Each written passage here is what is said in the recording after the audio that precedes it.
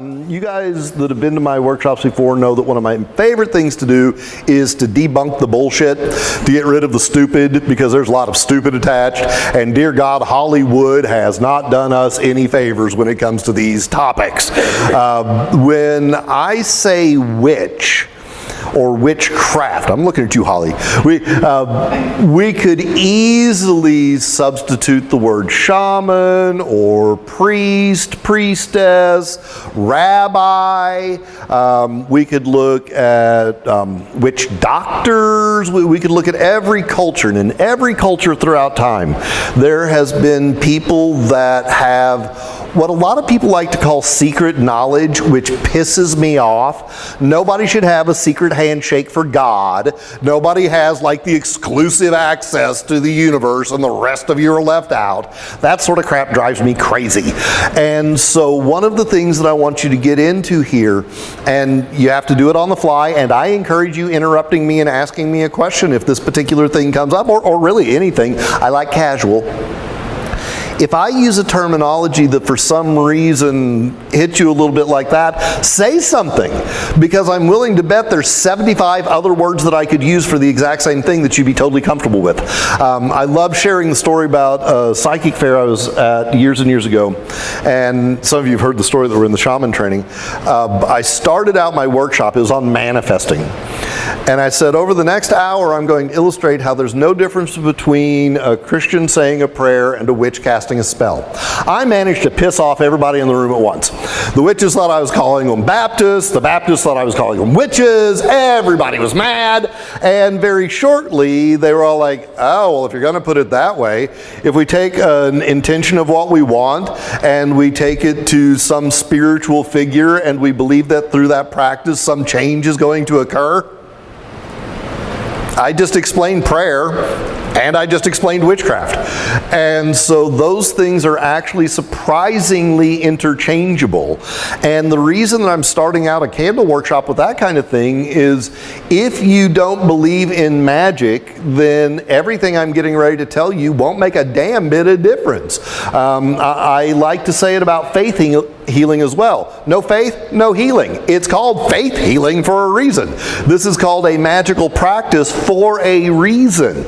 And I want you to get to the point, no matter what topic it is, but this happens to be the one we're on today, get to where you can translate things into your own terminology. I was teasing Holly, I was singling her out, and we've had a lot of great talks actually about this topic of I don't want anybody to change what they believe. I would love it if you would expand it. I would love it if you would realize that there's a back door in the warehouse of your beliefs and it leads to a much bigger warehouse that doesn't have to compete or conflict or anything like that whatsoever in any way, shape, or form. It's all the idea that our thoughts create our reality, and the bigger the thought we can generate, the more impact it has on reality. So let's dissect that. I'm big on my debunking bullshit. You don't create your own reality. That's ridiculous. That is the most absurd thing anybody will ever say. It is, I want you to think it through, because it's kind of fun if you think about it. If we all created autonomously and independently our own reality, we would slam into each other like bumper cars. If everything worked that way, then everybody would dress in the clothes you prefer them in. They would speak in the language you prefer. $100 bills would fall from the sky whenever you needed money. What happens is we co-create our reality. And what that means is we all throw our intention. Most of you know how I feel about that word. I think intentions are stupid. However many people we have here, if 2 people intend to leave, how many people are here? The exact same number, because nothing's happened yet. Intentions mean nothing. Expectations, however, are where all of the juice comes from.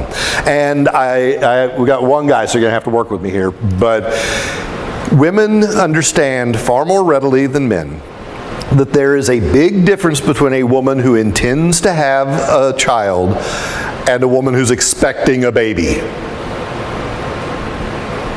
If you're expecting that baby, you know it exists.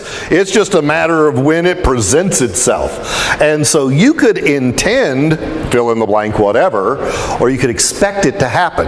That expectation is going to have a whole lot more punch. And when we say that our thoughts create our reality, we're talking about taking that thought, throwing it into the melting pot with everybody else's thought, and the universe is going to kick back whatever has the path of least resistance.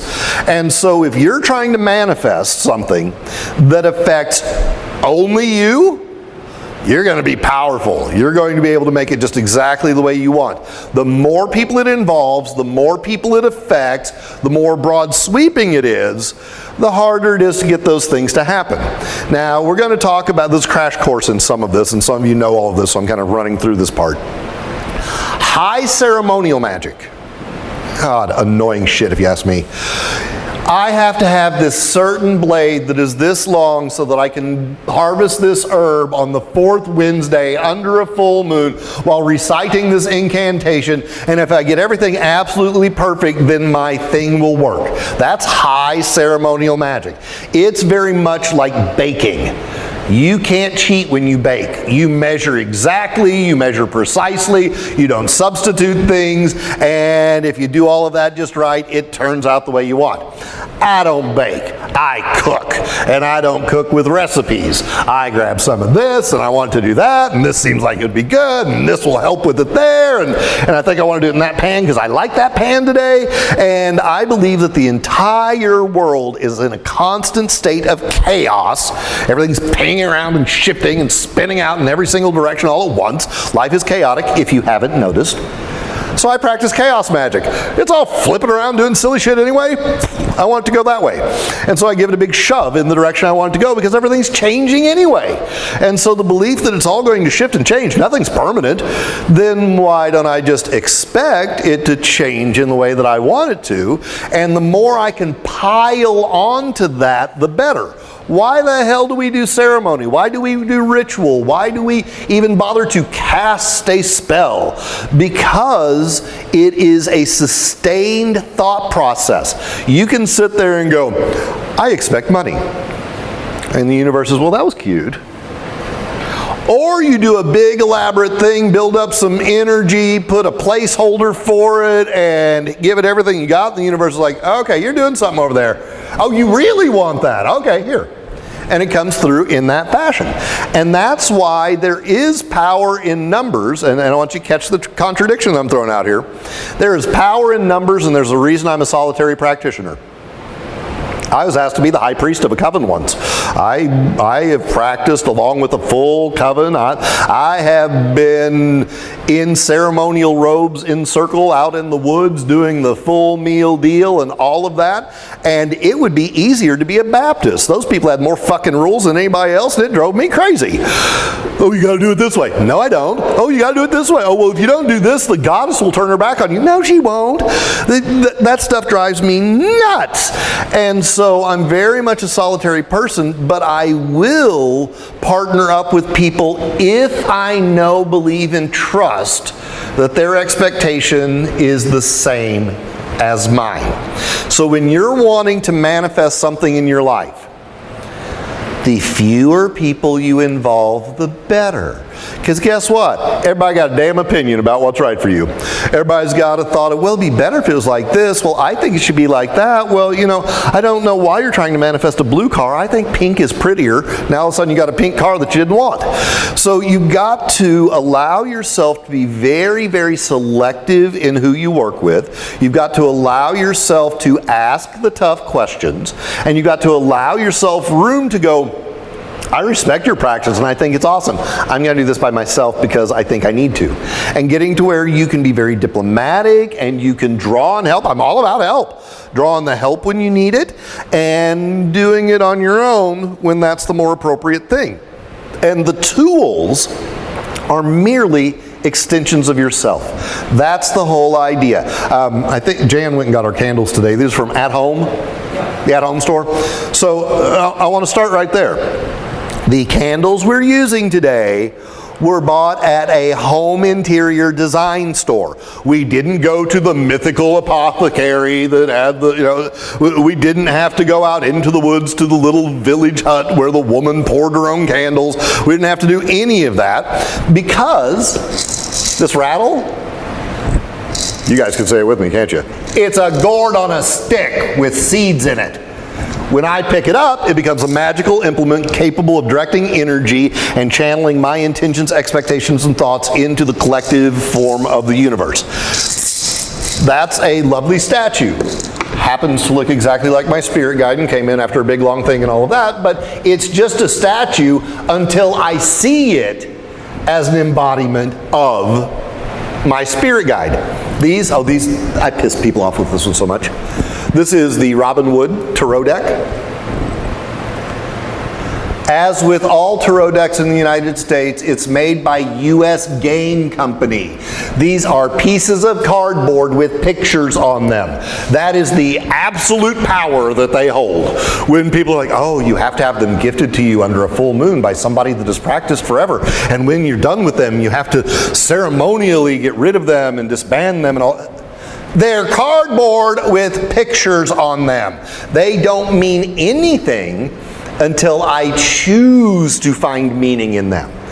And I think we need to apply that to everything in our life. If you want to have the key to a very, very successful, happy life, start placing meaning on everything and you'll suddenly have a meaningful life. That's how it works. It's just that easy.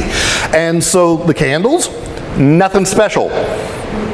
Nothing special at all. You don't need anything special. I'm going to say that every single one of you has practiced in a candle spell already in your life. Happy birthday to you, happy birthday to you, happy birthday dear so-and-so, happy birthday to you. Now make a wish and blow out the candle. Pagan, witchcraft. Somebody took all of these unrelated items, put them together and turned them into a thing that didn't exist before. We call that the cake. They prettied it up, which is putting a lot of intention on it about what it is that they want it to be. And then we tell that person, form your wish, blow out the candle, and what you want will be yours. Don't tell anybody. That's the best part. I don't know who started that part, but thank God. Because the minute you start telling people, now they all got opinions, now you're getting their intentions and stuff. Who wants that? And so all of the things that we're using here are not special. You're special. You are a soul having a human experience. A soul is a part of God, goddess, universe, the radiant infinite is, whatever language you use. You're a part of that, which means you're connected to that, which means you're a part of everything, which means everything is available to you. You don't have to be special. You don't have to be chosen. I will quote my mom on this one. I remember once I was having a pretty big meltdown. Every now and then in my line of work, you run into a moment where you're like, I'm delusional. I'm crazy.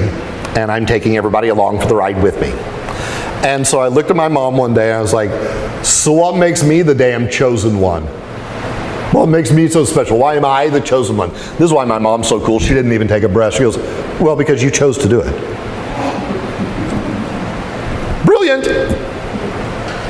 And in that moment she was saying, recognize what's inside of you. You know that you're a soul. You know you're a part of everything in creation, everything in reality.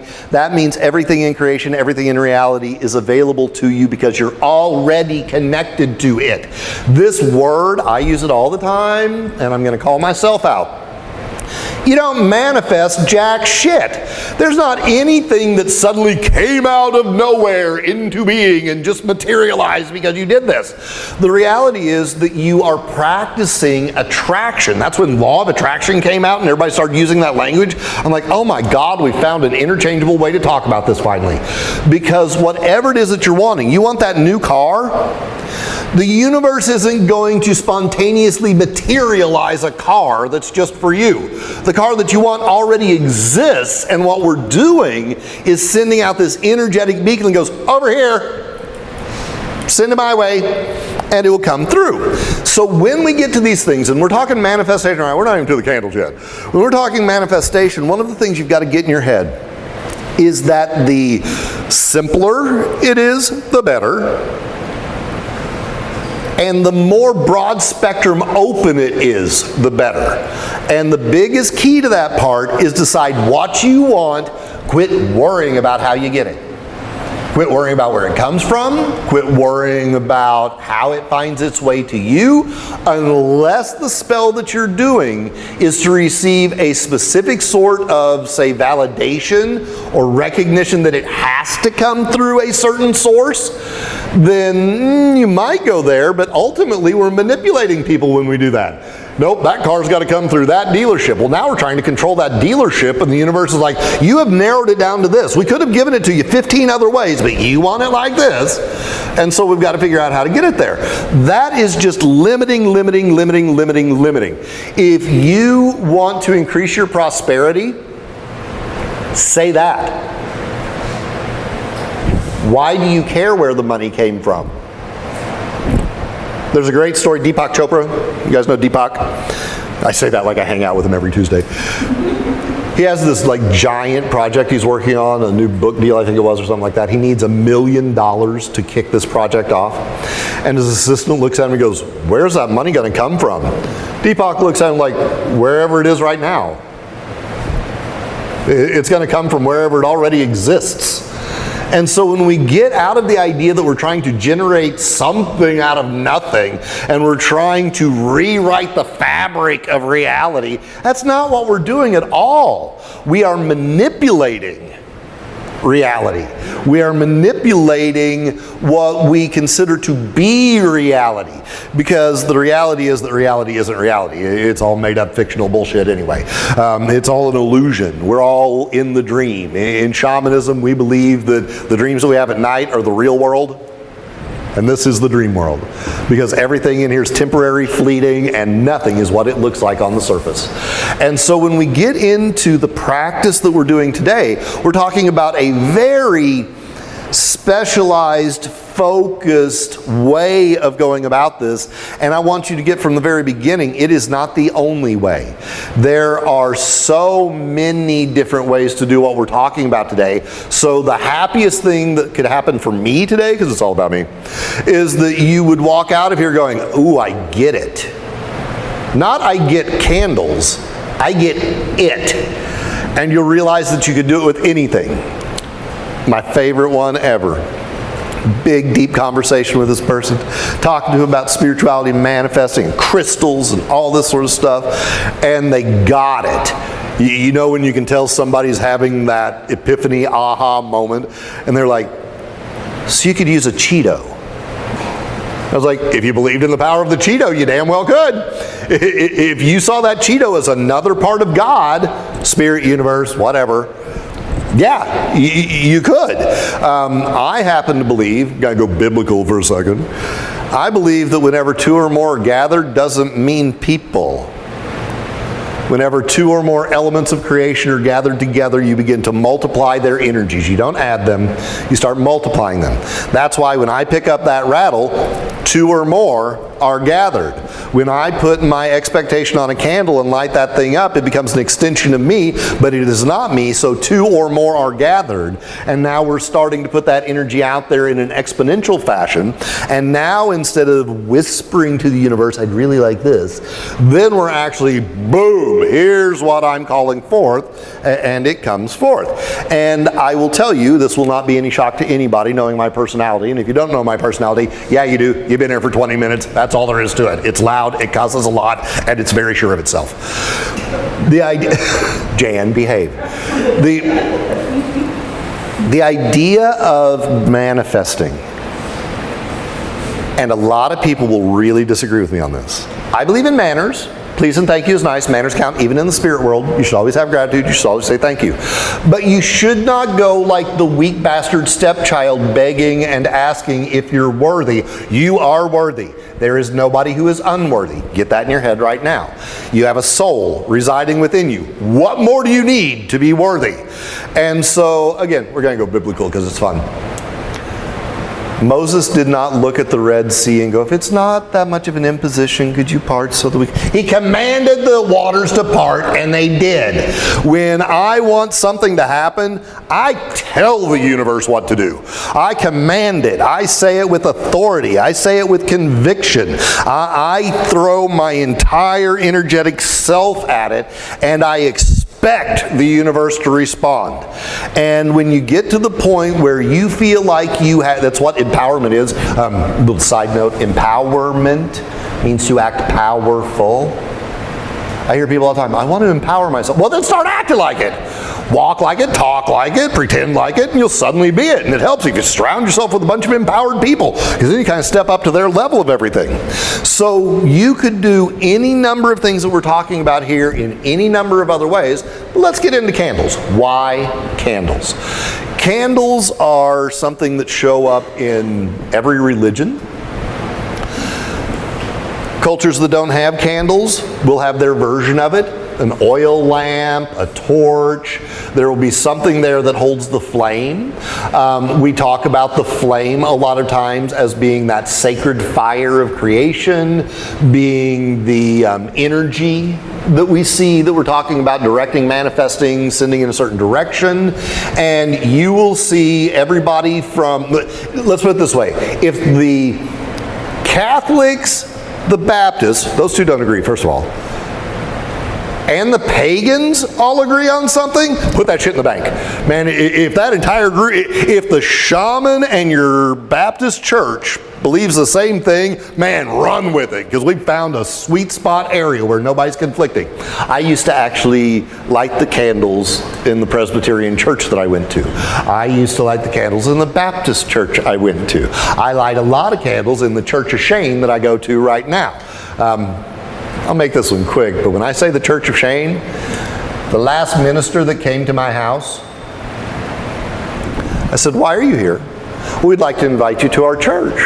And I said, well, how convenient, you're already at mine, and since you felt like you could come here and talk about your beliefs at my house of worship, I'm assuming I can show up at yours next week and talk about reincarnation. Well, no, you can't do that. I said, well, then you're not really inviting me, are you? This is my house of worship. Get out. And they did. Candles serve two vital functions in their form and their structure. Wax is a very malleable substance. You can form it in any shape. You can use it for a variety of different things. You can actually make it out of a number of things. Soy candles are wonderful. Beeswax candles are wonderful. Regular paraffin wax, great stuff. That vessel will hold the thought. You imbue the thought, the expectation, the whatever you're wanting into it. And we're going to talk about how to do that a little bit later. You put that in there, and it holds the thought and becomes a placeholder in the real world for what it is you're trying to manifest, what you're trying to bring in that regard. And so the candle itself becomes the receptacle for the expectation. So what I put on the candle stays in the candle. This is why at my house we don't use candles over. We burn them all the way out for the thing that we lit them for. We don't repurpose candles at my house because they got old stuff on them. And we don't want to do that. We want fresh every single time. The other reason candles are awesome for this is because it embodies what we're trying to do. We're taking wax and string and turning it into heat and light. There's a transformation that happens within the candle itself. It goes from being one thing into being something else. So we're going from the I don't have what I want to the having what I want. So the fact that the candle itself embodies that whole transformational energy, you can see the energy, the flame, changing the form and the substance while it's there. That's a perfect mirror for what we're actually trying to do. And so the candles themselves hold the intention, and we see that energetic transformation from string and wax into heat and light. And then we can extend that out, that if that change is happening here, that change is reflected in our collective universe that we're all co-creating. And that allows us to bring that expectation intention in a little bit more fully. So when we get to the candles, and this part that I'm getting ready to share is because I think we all need some sort of structure, and I would like to, Every workshop I do, I believe this every single time I start talking about this stuff. Believe it, it'll work. Okay, thanks for coming. That's really what it is, because all this stuff is just steps, but it helps us to believe. Because let's say that you're trying to manifest a new job, and you're going to sit there and you're going to think, okay, new job. Well, you're going to hold that thought for about that long, and then the squirrel's going to run by, or it's time for your favorite TV show, or, you know, Cheetos sound good. And this keeps going. It keeps going, and every time you look at it, it's like, oh yeah, subconsciously, oh yeah, that's what I'm doing. Oh, everybody else sees that. They're putting an energy into it as well, because they can see it. They can smell it if it's scented, all of this sort of thing. So any candle will work in any way. I'm going to tell you my preferences for types of candles for different things. And so the first one is tea lights. Everybody knows tea lights, the little ones like this? Tea lights are great. We'll talk about why they're also not great when we get to the holders, because they all come in their own little holder. Tea lights are really good. They are perfect for small, quick energy things that we want to throw out there. They burn out relatively quickly, so you don't have to commit a long period of time to it or anything like that.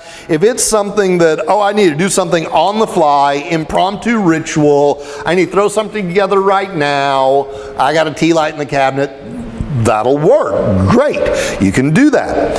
If you go for more of a taper candle, these are really good for very focused, easier to manifest things. It's a wand itself. It represents that phallic symbol that takes the unfertilized egg and turns it into actual reality. And so they're really good for like the job interview, sending healing to somebody, quick blessing work. They're very readily available. And when I'm saying a taper, don't think I won't use a birthday candle for a big spell, because I will. I'll use whatever I can get my hands on for it, and I very much believe that whatever I believe it will do is what it will do. So these are going to be really good for anointing. You actually dress the candle, which we'll talk about in a little bit. There is holders can become part of the spell, because you can get a taper holder, more so than any of the others, in any form that you want. I mean, good Lord, you can get them made out of stones, out of glass, out of different metals. You can get them in shapes of animals. You can get them with angels. You can get them with any number of things. And so these are probably the most universal, applicable ones, and they're a really good middle of the road choice, because they don't go like, this thing will burn for a week. Like if you don't blow it out, it'll burn for a week. That's what it's made for. This will burn out in a couple hours. And so if you want something that you're just going to hit it, boom, forget it, move on, this is going to be one of your best things that's there. We'll talk about colors in a minute. We'll get there, Sammy, hold on. Votives. This happens to be one that was poured in the jar. Votives, again, are going to fall into the category of you can have any number of different types of holders. They make these that are already poured, which I love. This is one of my favorite candles to use for this sort of thing, mainly because they're incredibly safe, which we'll talk about as well. But your votives are similar to taper, but they tend to be a bit stronger and more potent, probably in my mind because of that broader base and the way they sit in the holder. The wax on these is going to run down the edge and it's going to burn down relatively quickly. If you have a votive in a holder, the wax is going to pool and that flame is going to sustain longer, which means your prayer, your spell, whatever, is being sustained longer. And so you're going to use it for something that's going to be a little bit more dedication of what you're doing. They're wonderful for altar work, because you don't have to have a giant altar that would fit something like this. Some of us do have giant altars that we pile stuff on, but it's great because with the non-poured ones, you can carve on them, you can write on them, you can do all sorts of things like that. The holder itself on that one's going to have a giant effect as well. Now when you're carving, does it matter which direction, writing up or down towards it? We'll get to that. Okay. Please save all questions until, no. I've got different sections for it, and we're just going to talk about the types, and then I'll tell you how you can put the mojo on them here in just a little bit. Pillar candles, every size in the world. They make some giant pillar candles. They make very ornate ones, you know, the ones where they carve them, they scallop down the sides and all of this sort of stuff. Beautiful, beautiful stuff. The bigger the candle, the more energy it's capable of channeling and the more work that can be done in preparing it. You've just got more workspace with it. This candle is used really when you need more oomph to something. Like if you've got a job interview you're going to and you've already think you've got it and you're lined up for it, burn the taper or the votive just to give you that little push when you go in. When you don't even have the interview set up, get out the pillar candle. We need to put more oomph into it. We need to put more power into it. And it's one of those things that, does size make a difference? No, except that we all believe it does, so yes. Should it? Not a bit, but we all do. If I tell you that I'm going to do a spell on your behalf and I give you a choice, everybody's going to go for this one because they're going to believe in it more. If you believe in it more, it does more. So that's the only reason that part makes any difference whatsoever. Again, birthday candles, powerful if you believe they are. Most people can't get there, and so they need something more ornate or bigger. They have a presence, the pillars, that the others don't have, and they're really good for meditation work and that sort of thing. The tapers and the little votives, even though you can carve them, the big ones, you can go to town on them. You can do a whole lot. Like I said, it's just a bigger canvas for what it is that you're working on in that regard. If you're going to set up an altar and use pillar candles, and I'm talking very traditional here, you should do you. I like a white one on the right side to represent the God energy and a black one on the left side to represent goddess energy. Or you could look at that as yin and yang, male and female, great mystery, great spirit, allowing yourself to have the duality. Because anytime we talk about manifesting, law of attraction, spell work, creating, anything like that, there are two aspects. There is the feminine aspect, which is the unfertilized egg, which is all potential everywhere, which would be represented by the black candle because the womb is a fairly dark place. It's inside. In Native American lore, we talk about great mystery being the feminine aspect. Great mystery is the void, the emptiness, the nothingness, where all potential exists, but nothing is actualized or being created yet. The masculine principle of things being the light that comes in and shines the light on that potential and brings it out into the daytime where we can see it, into reality, into expression. This is the masculine energy that fertilizes that egg of potential and causes it to birth into reality in our life. If you can understand what I just said there, you understand every single magical practice that ever existed anywhere. Here's potential, here's activation, here's the outcome. Boom, that's it. Again, thanks for coming. Have a lovely afternoon.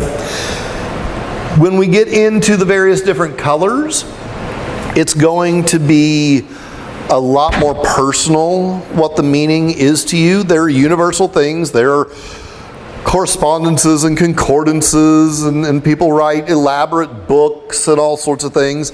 I will tell you that in my experience, if it means something to you, that's what it means magically.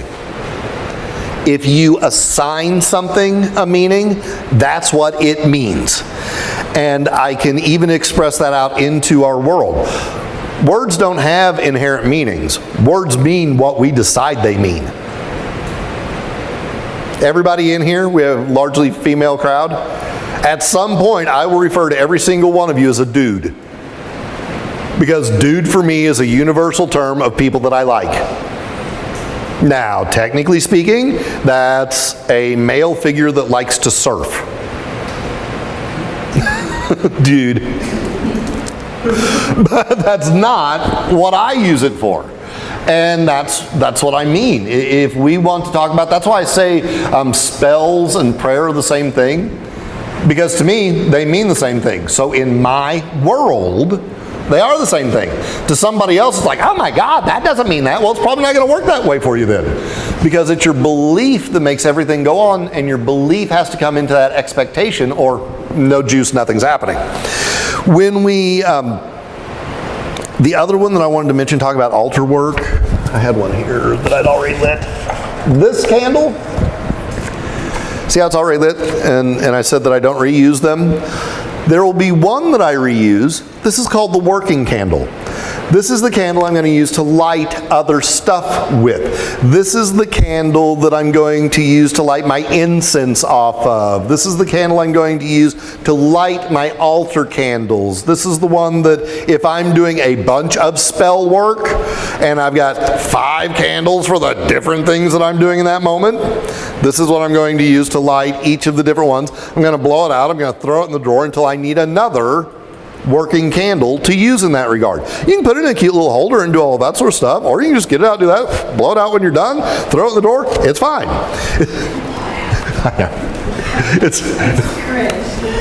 We'll get to that. Because there's a couple things there that are worth talking about in that one. And one of the reasons that I'm having this side with Lisa, if you guys don't know her, this is Lisa. She actually works here and is a practitioner of these things.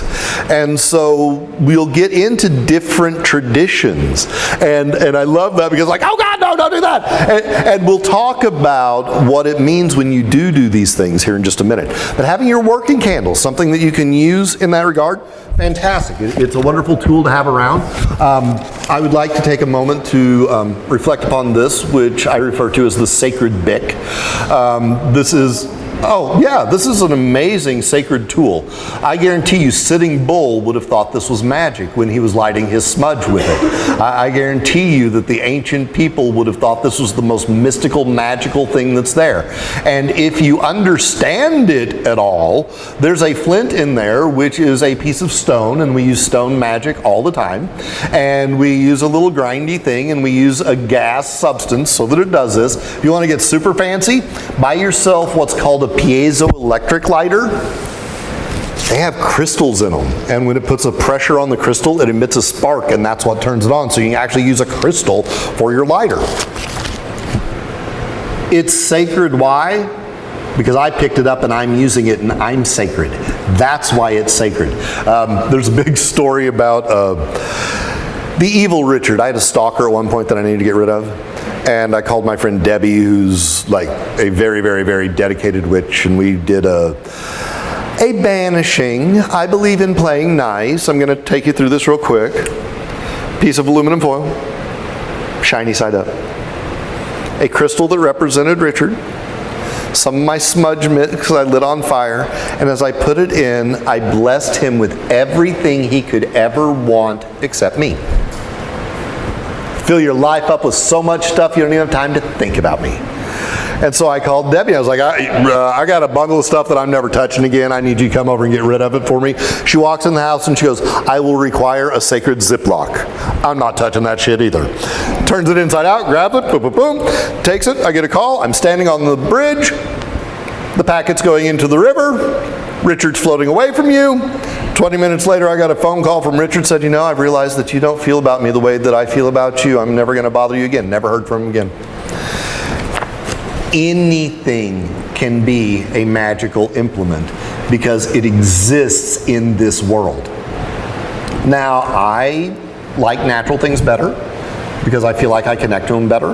A lot of times when I do actual spell candles, I will use a match because I like the burning sulfur, I like the wand aspect of it, but I am telling you this because I want you to use whatever you have. Now, if I had my choice, we don't have matches, okay? Let's pretend we don't have matches. If I had my choice, I'd use a barbecue lighter because it's got that phallic quality to it, and it's the activating principle that's there, and I'm much less likely to burn my thumb.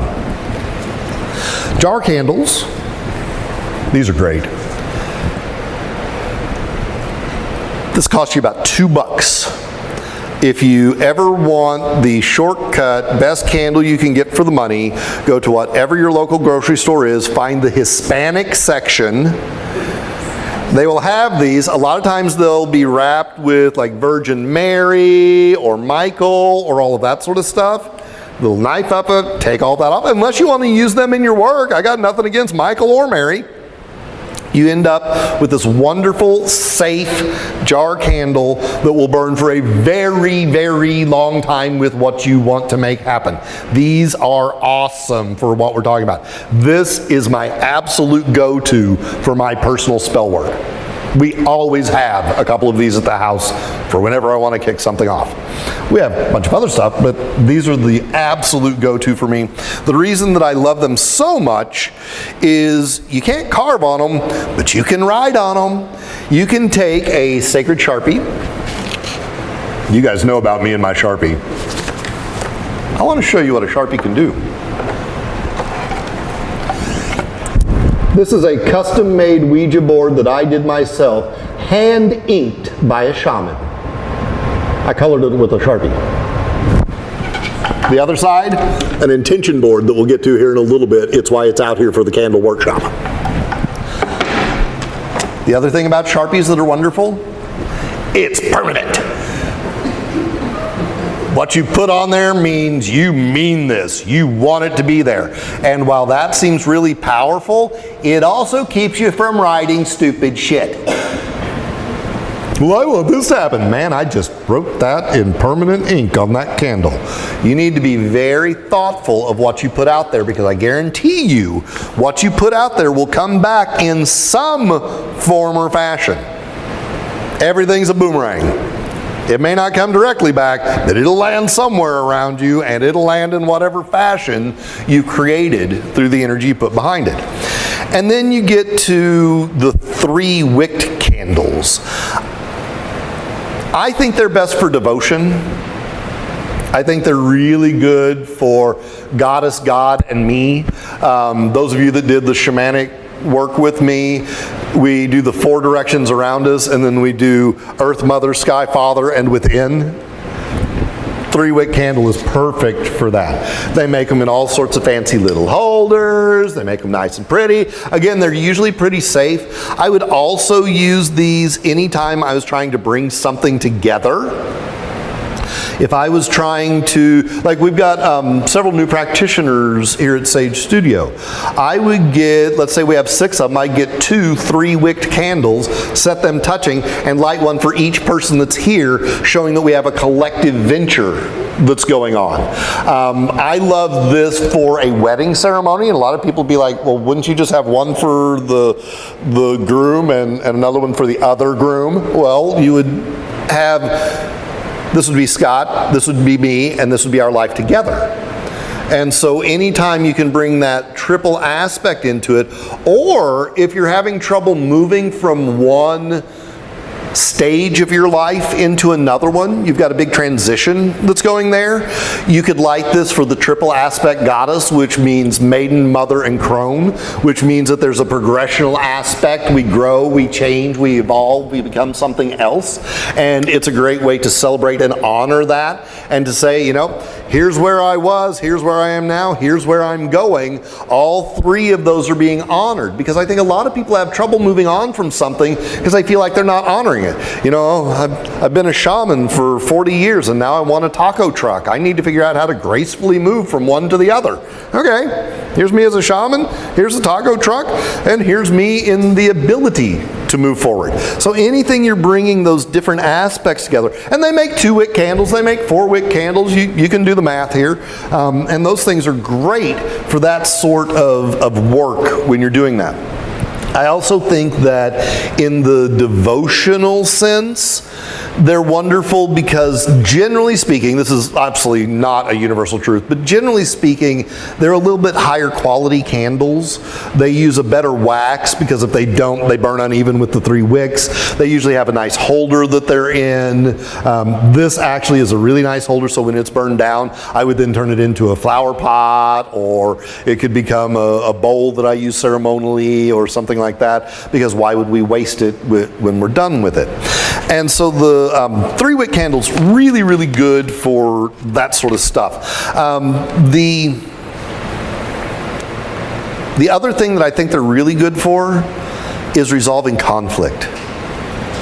If Lisa and I are gonna fight it out about this blowing out candles thing, I'm gonna sit down with her and go, okay, this wick is you, and this wick is me, and this is us meeting in a common point. And I'm being totally facetious, but it's a wonderful thing to bring things together. You're having a conflict with somebody. If Scott and I are, I'm gonna have to, I always say bury him in the backyard, but I've always said that really what it would be is cutting him into pieces, putting him in the deep freeze, and feeding our dogs for 6 months, because that's how my mind works. If I get to that place with it, I'm going to sit down and burn one for him, one for me, and one for our love to overcome whatever the problem is. Our choice of being together, meaning more than whatever the conflict happens to be. This sort of a thing. Let's say that you've got this job interview. Somebody in here surely needs a job, because I keep using that example. One wick would be you, the other wick would be the job that you're wanting or the interviewer, and the third wick would be the absolute wonderful satisfaction that came from that meeting. And so you've got your entire meeting here. You've got you, you've got the interviewer, and you've got the outcome that you're wanting to be there, and it's all in one nice space. And again, these are wonderful because it's a built-in cauldron, and I love that. Which brings us to the colors. Colors are, what they mean to you is going to be the tried and true. If you don't know what color to use for what thing, I encourage you to study about chakras, because the chakra colors can be translated into the what we're wanting to do with anything that's there. So red is going to be for our material world, for grounding, connecting, for settling in that regard. Our orange ones are going to be more for what we draw into our life, the emotions, the relationships. Yellow is going to be about your own personal will and strength and presence and power and all of that sort of stuff. Hey, enjoy the show, Lisa. Enjoy. Your green is going to be more matters of love, because money is green. They're really good for prosperity as well, connecting with nature, basic correspondence that you can make there. Blue is going to be anything that has to do with communication, expression, that sort of thing, intuition, understanding, clarity of purpose, solutions, and this is going to be connecting to the highest self or transitioning. Purple's great for transitions from one place to another. And that is me running through it like that quick. The colors, you cannot go wrong with white. And you should never be afraid of black. Black is not an evil color. I get so frustrated at that one. Black candles are considered to be evil because of long-standing racism in this country. The good guys wear white hats and the bad guys wear black because the good guys are white and the bad guys are black. That's how racism works. And so we want to get away from those concepts at all, and we realize that it's not the color that has the significance, it's what you place on it that has the significance and why you chose it. Let me tell you one of the best reasons to choose it. It's what you have. You think I'm going to sit here with an orange candle and go, well, can't manifest any money with that one, it's the wrong color? No. High ceremonial magic will say you can't do that. High ceremonial magic will be like, oh, you don't have the right color candle, so it's not going to work. I don't play that way. I'm going to use whatever it is that's there. Now, most of them, I think this one is. Let me see. Most of your colored candles, because it's cheaper, are actually white inside. I will bet you that black candle is a white candle that's been dipped in black. I'll almost bet you by the time we get into that, that's actually white inside. Most of them are because it's cheap. You don't have to dye the entire ball of wax. You just bloop, and it becomes what you want. So you guys ever made your own candles at Silver Dollar City? Those are some of the coolest candles you can make. They give you a white candle and you dip it in whatever color you want it to be. And so you go, and it's like, oh, I'm going to do a prosperity candle, and you dunk it in the green several times, maybe a little yellow to represent gold, that sort of thing. And you begin to put the meaning that you want with it, picking out whatever's there. They make wonderful rainbow candles now. You can get them in all sorts of colors. And when we're talking about, this is just a thought process, but if we're talking about prosperity, green is great for money. Clearly, money's green. Lasting prosperity and wealth, get you a gold candle.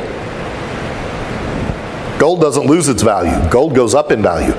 And so when it comes Christmas time, I'll grab a couple gold, maybe a silver candle, something like that to represent actual riches, not just income, but actual sustainable wealth. And that sort of a thing. If we're trying to do healing, there's such a debate on this one. It always cracks me up. I don't know why it became these two colors. Some people think that green is the color for healing. That's me. Some people think it's blue. Who cares?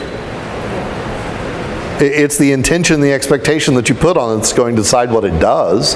And so if blue is a healing color to you, use blue. If black is a healing color to you, use black. If you're going to go with a correspondence, you can look online, you can get books, but the danger is the more web pages you read and the more books you buy, the more answers you're going to get. I think the best one is yours. I think the best answer you're ever going to have is the one that you decide on. I work with the chakra colors a lot because I work with chakras a lot. That has become like a second language to me. You could tell me any topic in the world that you wanted to work on, and I would tell you the color I thought went with it based on the chakra correspondence. But that's because I do that a lot. That's like second language to me. And so again, we want to put things in our own inherent language for what it is that we want. So you're going to go with whatever is comfortable, whatever's accessible, whatever it is that you can readily get and use, and you're going to realize that what you put on it is going to mean more than any of that other stuff all day long. The holders. Holders are, candle holders, just on this table alone, you've got the ones that are in glass. You've got a stone one that's amethyst. You got this giant big old pillar thing. We got a little flat thing for pillars. And then we have what I think looks like, not just because of the skulls, but if that doesn't look like a spell waiting to happen, I don't know what does. And I love this one, and I'm sorry that Lisa had to leave here. She would love it because this one comes with a snuffer, so that you don't have to blow it out, which actually there is a reason that she said that. So this kind of a candle holder is going to be great because not only does it just kind of give you that feel, and it could be any candles in there, this one also has this lovely tray that can be filled with herbs or crystals or symbols. You can write your incantation spell on a scroll and set it down here. It gives you a nice little portable altar where you can put all of your goodness in there right at that moment. You could actually, if you wanted to practice shamanism, air, earth, fire, and water, fill this part up with a little bit of water. Put a crystal in there for earth. We're going to set this on fire, and there's air all around it. We've got all four elements right here embodied in this one nice, convenient little package. All of the elements of creation right there. And we can use it in whatever way that we want to. The holders, it's really kind of a big deal what they're made out of as much as anything. And again, I don't want you to get stuck, but a lot of these things have a meaning that we can buy into that gives it more power. Brass, like a brass candle holder, that's going to be very strong masculine energy. That's pushy. That's sending that message out into the universe. Here's what I want. Because brass, gold, yellow is considered to be the more masculine energy when it comes to the metals. It's the power to spark creation, forging the way to your goal, that making it happen. Silver, or that one's pewter, that's going to be more of a powerful feminine energy. Feminine is receptive. I get really gripey when people talk about masculine being strong and feminine being weak, because that's bullshit. Getting into where it's receptive. Women have a receptive quality. If we go to the sexual act, that's that's the way it works. And so it's going to be good for drawing things into your life, for attracting things to you, to help you to receive with grace and ease those things that you want. It's going to help you in that regard. Can help you very much be in tune with the intuitive quality. Like the brass is going to be, I made up my mind and I'm going to make it happen. And the pewter silver is going to be, and the intuition is going to guide me and lead me with what it is that I need. If you're certain of the way you're going about it, get you the yellow one. If you're needing a little bit of guidance and help in getting there, get you the more silver one. That's going to do it. Glass is fantastic for a candle holder because it was once sand. And so it's already gone through that transformation. Like we said, the wax and the wick transforms into heat and light. The sand was already transformed into glass. It's undergone a transformation of its own. And so it carries that power of transformation, shifting from one state of being into another. And again, you get all the choices of colors in the world, or my favorite, of course, is going to be clear because you can ride on it, or I really like a clear path between me and what it is that I want. I like things coming in with absolute clarity. If it doesn't manifest, I want absolute clarity as to why it didn't manifest. Stones, like this amethyst one, man, they've come so far on those. In this day and age, you can get a candle holder made out of any kind of rock that you want. And if you have a stone that you work with, amethyst is one of my favorites. That's a wonderful thing. Again, we can go to the chakra correspondences of colors, and we can get the glass holder that embodies that, or the stone holder rather, that embodies that. You can find them kind of like I was saying with the votive holders or the taper holders. They make them in all sorts of shapes and sizes. So if you have an animal totem that you work with, get a holder that's carved in the shape of that animal. If you've got a color you're working with, pick a stone that is the color that you're working with. If it has an inherent property that you're wanting, same thing. You're pulling in what it is that's going to complement what it is that you're trying to do in that regard. Now, I mentioned at the very beginning the tea lights. Aluminum, out of all the metals, is known for scattering and dissipating energies. You should never burn one of these without it being in a holder to focus that energy and give it direction. The only time I would ever burn one of these by itself is if I was trying to scatter and dissipate energies. So if you're all over at the house and I start setting out a bunch of tea lights at some point, I'm trying to get y'all to leave.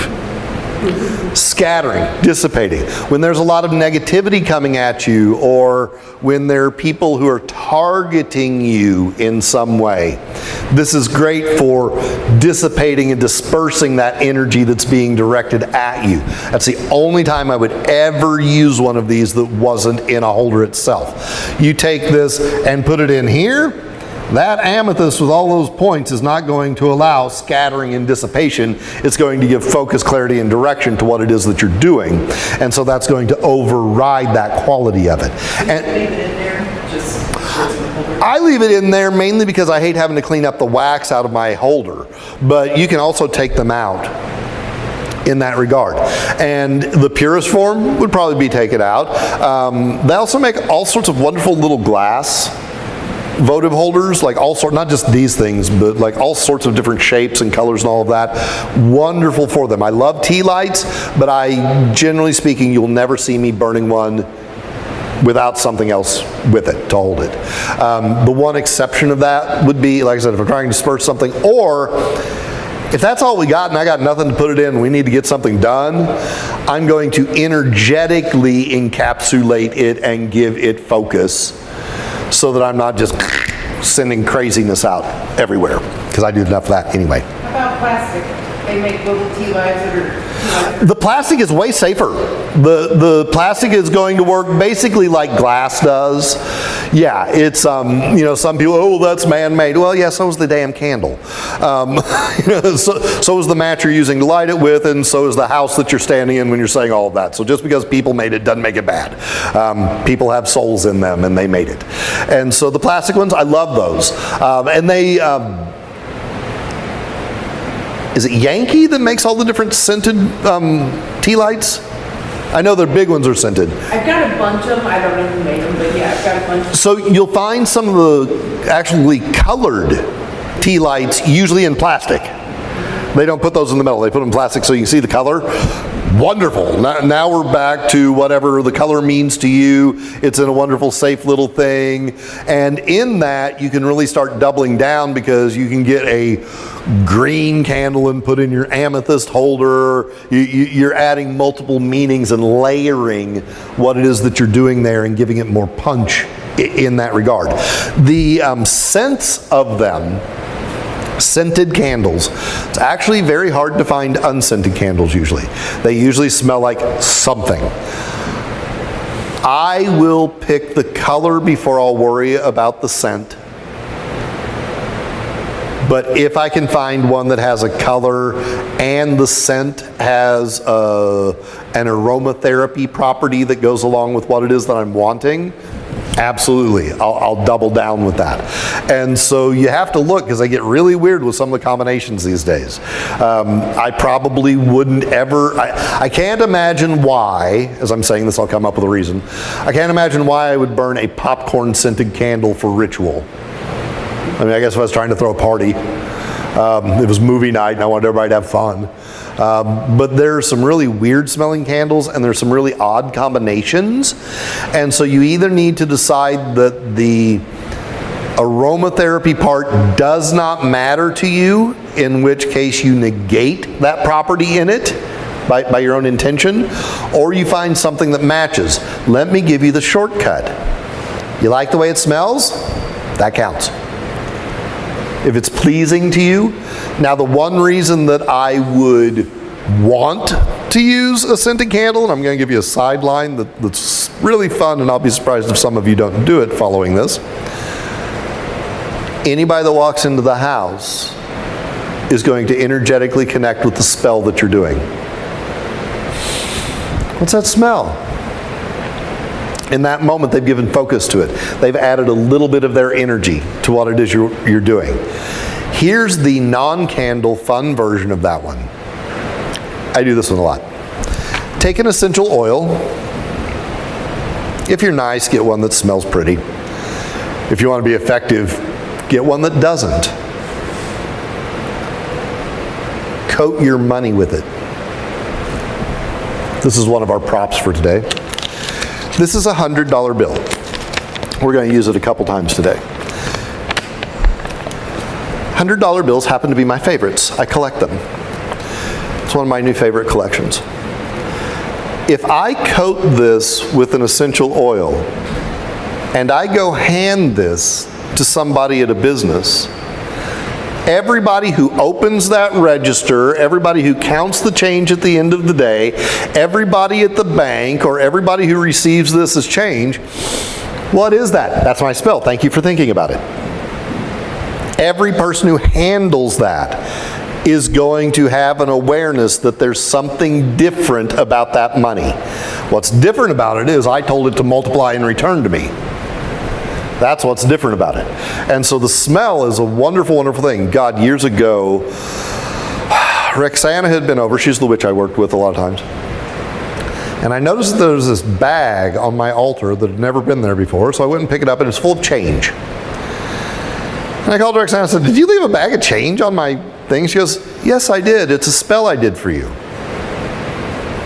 I said, "Well, it smells god-awful." And she goes, "Yeah." And I said, "Well, what's the significance? It's a bunch of random change." She goes, "Well, that's for you to figure out. When you figure out the significance of the amount of money that's in there, that will kick the spell in, and you'll have amazing prosperity flow into your life." I don't know. I think it was ylang ylang. You guys know the oil I'm talking about? I hate that shit. Stinks. The whole time, like, Stinky money, what does this mean? It's like $10.46, some random thing. I did numerology on it. I compared it to the number in the tarot deck. I worked for a week on this, trying to figure out what the meaning of this ridiculous thing was. And then I had a dream that I was sitting there counting it and finally had enough. And I called her up, I was like, you can have your damn bag back because I can't figure out what it is. She goes, why are you so frustrated? I said, because I was dreaming about it last night. She goes, oh, then we're done. I was like, what does that mean? She goes, there is no meaning to the amount of money there. I just wanted you to think about it enough that it got into your subconscious mind. Now it's a part of you, and that money will start flowing into your life. And it did. She got me to focus on it. She got me to think about it. She got it to the point where I was annoyed with it. Annoyed is an emotion. An emotion is bigger than our thoughts. And I sent a giant energy out in trying to figure this thing out. And it started with stinky change on my altar. Bless that money, or draw some interesting picture on it. Write a little incantation on it. Somebody will read it and think that's the most interesting thing in the world. They're putting their energy on what it is that you're doing. So when you're thinking about the scents, the fragrances, all of that, pick something you like, pick something that has meaning. Again, you can look up aromatherapy purposes for essential oils, or many of you know essential oils, or this would be one of the areas I would say work with other people. Find somebody that does know what those things mean and bring it in. Now that we've covered all of the types of candles and the colors to a certain degree and all of that, let's get to the reason we're all here, doing stuff with candles. You will notice that I have a variety of things that are here that are not candles. I've got string and ribbon here. You guys should all have a string, I believe. I've got a rattle, I've got a tarot deck, I've got my Ouija board, we've got the, I forget what these are called. It's not trilobites, it's the other one. Anyway, this is a fossilized little sea creature from millions of years ago. I like it because it's pointy. And we've got our marker. In consecrating your candle, because again, it's a blob of wax with a string stuck in it until you turn it into something more. Consecrating a candle is either done by carving it, writing on it, anointing it with an oil, binding it with a cord or a ribbon, or placing things with it that falls in the category of sympathetic magic. This sympathetically represents what I'm trying to create. This is the actual literal embodiment of what I'm trying to create, but it is a stand-in, a placeholder. If I'm trying to connect with my spirit guide, I'm going to use that with a candle because that's the embodiment of my spirit guide in a physical form for me, and it gives me a focus to be able to tie to.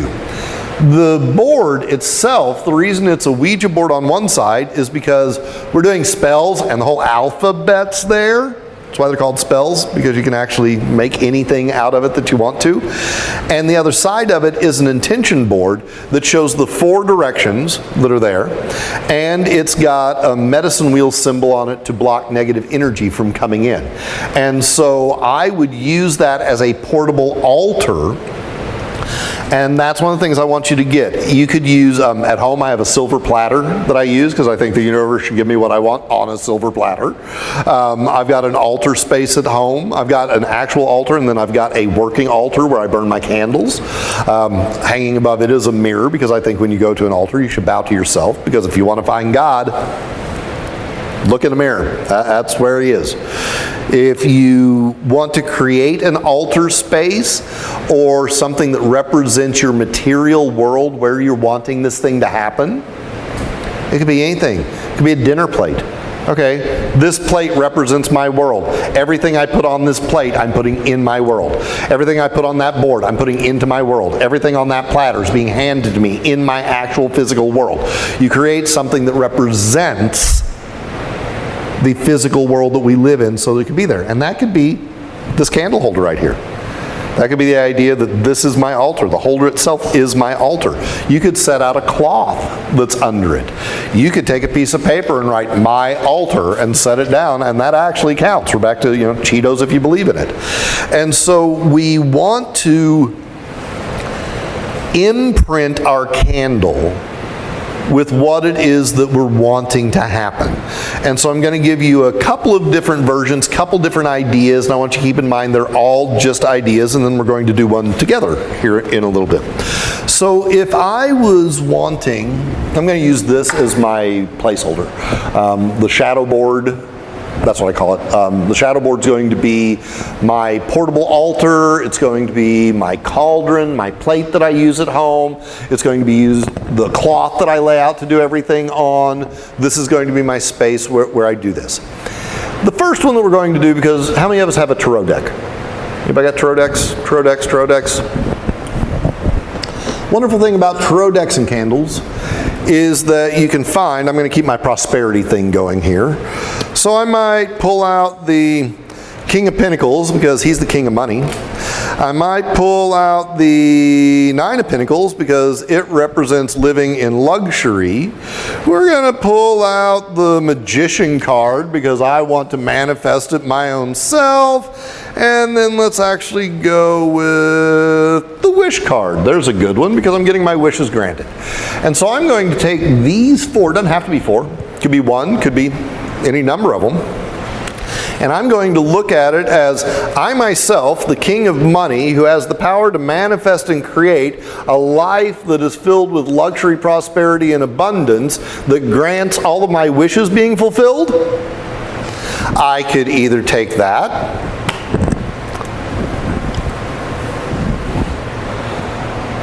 set that there. That's enough. Now I am charging that intention. This candle now knows what it's supposed to be doing. It's taking all of that and it's radiating those energies that are embodied by those cards out there as long as that candle burns. That's the easiest one that's there. You might decide that you want to go more elaborate because you've got a thing that's got 4 placeholders, so why wouldn't you? And so you're going to actually place those things around it in this regard. And what I've done here is I have all of the cards facing inward. So if this sits up, he's facing it because I'm wanting those things to come to me. If I was trying to send healing to somebody, or since we've got these cards out, we'll continue the theme. If Jan said, hey, can you do a spell for money for me?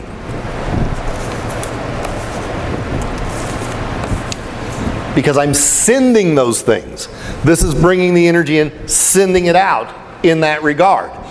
If I wanted to get even fancier about it, I would ask her for a piece of her hair or fingernail, or I take a picture of her, or every altar space I've got has my business card sitting on it somewhere because I'm the one I'm trying to do this for. And so now I am generating the money that I'm sending out. Or, if we go back to this,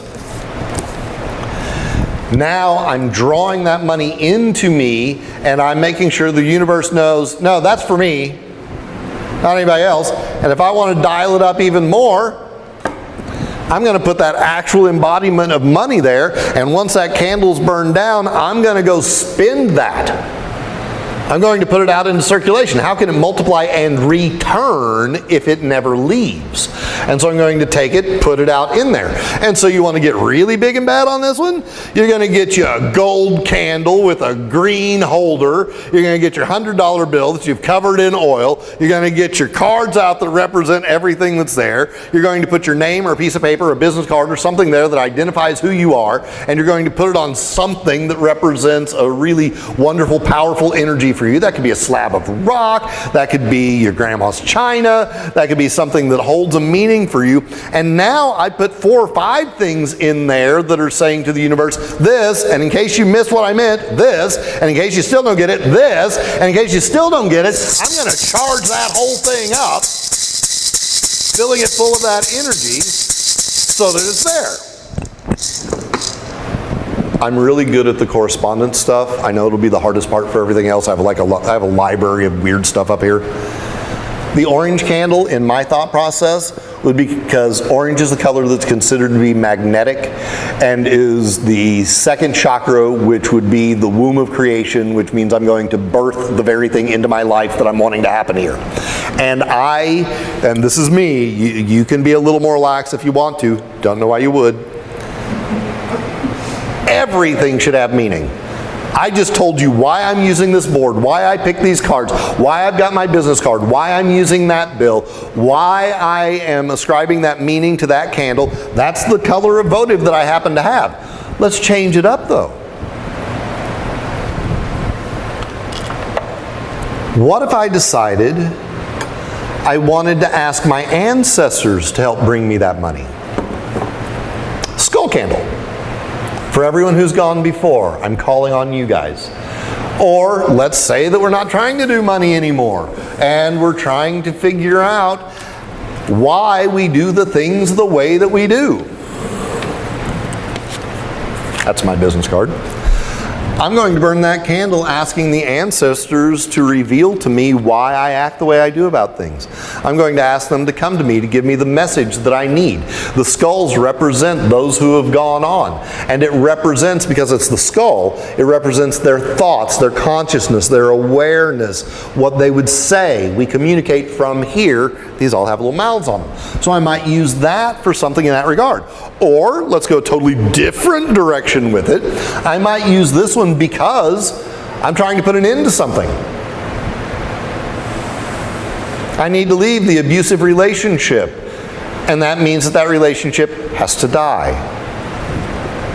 I don't want the person to die, but I want the thing to die. So I'm going to be very clear about that. Universe, I don't want the person to drop dead, I just want the relationship over.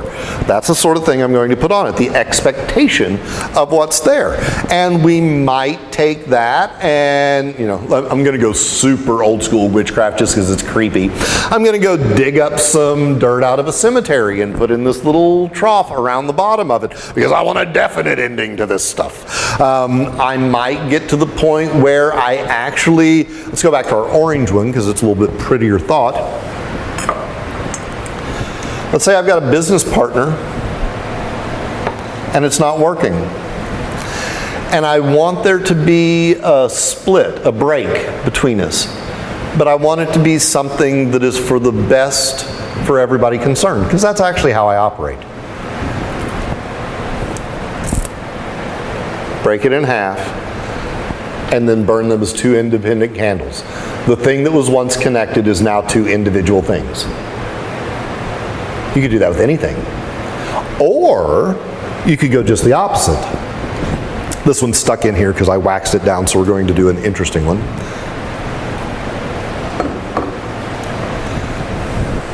This is the job I want. This is me.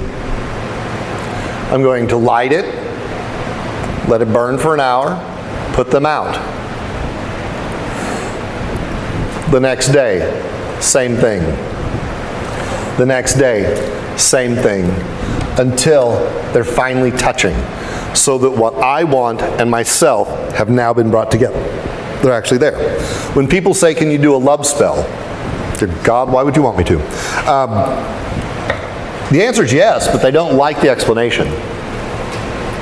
We can do a spell to help you to increase how you feel about yourself, elevate your self-esteem and your own sense of beauty and attraction, and that will make you far more likely to bring love into your life. Will I do a spell on somebody on your behalf to make them fall in love with you? Oh, hell no, I don't need that karma. I'm not going to manipulate people, and why would you want them if that's how you got them anyway? So if I was trying to bring love into my life, if I was single and I wanted love in my life, I would get a candle to represent me. I'd probably go with pink or red. Those are love candles when we think about it. Here's me, I know where I am. I don't know where you are, but that candle represents you. And it brings them together. Or we get to the point where we use our 3-wicked candle. There's you, there's me, here's us together. I didn't say who they were. The universe is going to pick because the universe knows what I need. The universe knows what energy I'm putting out there and what's going to match me. The universe knows what's going to be the best in that regard to come in there. So when we use our votives, when we use our taper candles like this, or even some of the pillars, we want to think about what items can we put with them, and then how can we charge that candle up. So the rattle, the drumming, the chanting, the dancing, the prayer work, the taking the time to write out an incantation or create a sigil. Do we all know what sigils are? Sigils are where you combine different symbols to make one symbol. Like there's a great one, I don't have a piece of paper, but you can follow with me. We did, last candle workshop we did, I decided I wanted to increase membership in the studio. So I did a big S that represented sage, and then I did an M for members, but the two lines of the M turned the S into a $sign. So you ended up with an S with an M in it that created a $sign for sage members that generated money. That would be a sigil. Or if I was wanting to do a protection spell for myself. I received a death threat a little over a year ago. Sometimes you have to get into things. I would actually create a sigil that was, my name's Shane, so I would put an S, and that bottom loop would close into a circle, and I would put a pentagram in it because it's a symbol of protection. And now the initial of my name and the symbol of protection are one. That's a sigil. And so you can use any symbols. You can spell out the word of what you want and figure out how to connect all of the letters together into a shape that becomes the sigil. Or you can just use words. Words are wonderful. We all know them. And so I'm going to take those things and put with it for whatever it is I'm trying to generate, create, ward off, whatever it may be. In the tapers, the other thing you can do with them is the oils. And so if I want, it's called dressing a candle. And so if I took a candle, of course I've only got the orange one, so you pick whatever color or whatever it is that you're wanting for that moment.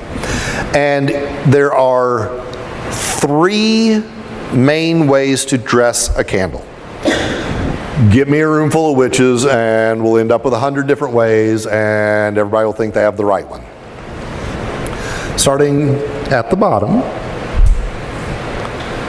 I would do oil on your finger, all 4 sides, to represent drawing or sending to the 4 directions. That's one way of doing it. The other way is to create a spiral going up it, so that that energy is spiraling up into what's called a cone of power and radiates out into the universe. Or if you're me, you gotta coat the whole damn thing because you don't want to leave anything to chance.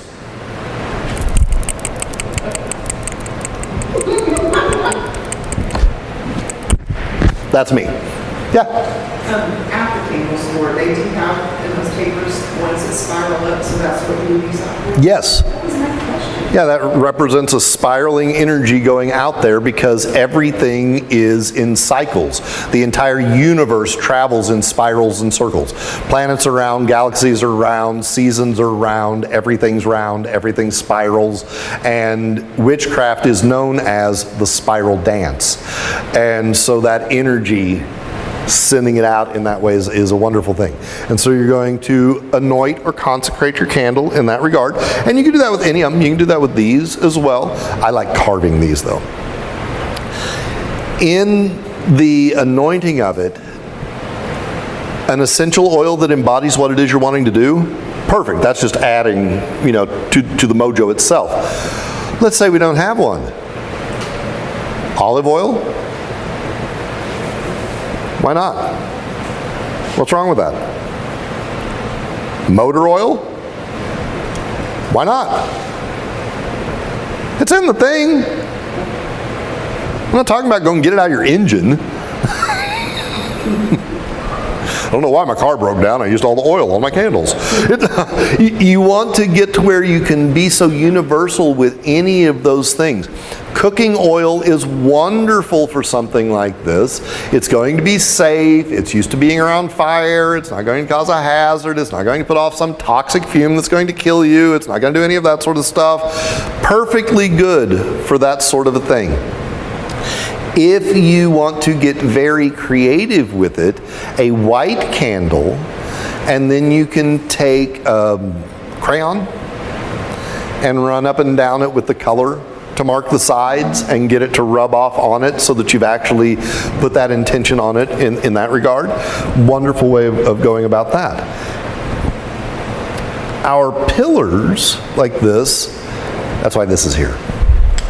I'm going to take it and carve on it. You could use a knife, you could use a nail, you could use a twig, you could use your thumbnail, you could use your sacred holy blade that you got at the magic shop, whatever.